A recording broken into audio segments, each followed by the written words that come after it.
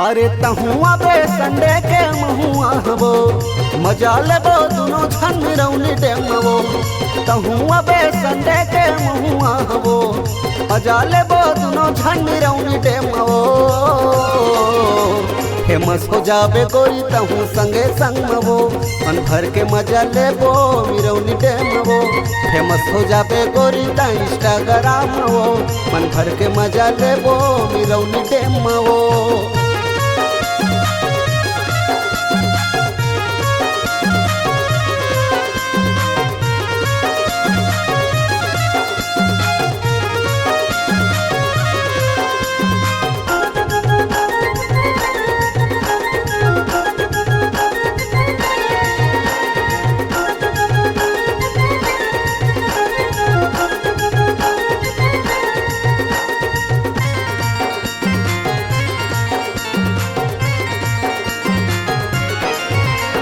रंग रंग के टोला में गाना सुना है वो रमेश दीवाना के डीजे माँ।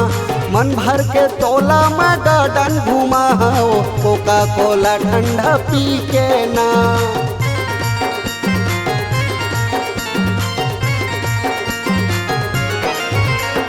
रंग रंग के टोला में गाना सुना है वो रमेश दीवाना के डीजे माँ। मन भर के टोला में गार्डन घूमा है वो कोका कोला ठंडा पी के ना। कोका कोला ठंडा पी के ना। अरे तहुआ बे संडे के महुआ हबो मजा लेबो दुनो झन रौनी डेमबो। तहुआ बे संडे के महुआ हबो मजा लेबो दुनो झन रौनी डेमबो। फेमस हो जाबे गोरी तहु संगे संगमबो मन भर के मजा लेबो मिरौनी डेमबो। फेमस हो जाबे गोरी ता इंस्टाग्राम वो मन भर के मजा लेबो मिरौनी डेमबो।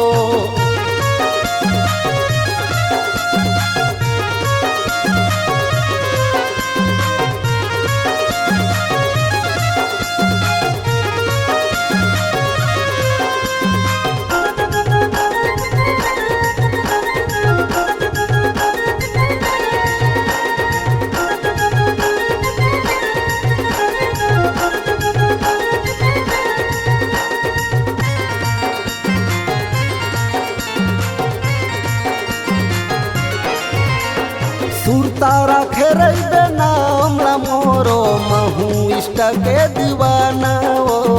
तीनू दीवाना मोराडी है गोरी महूला फालो लगाना वो।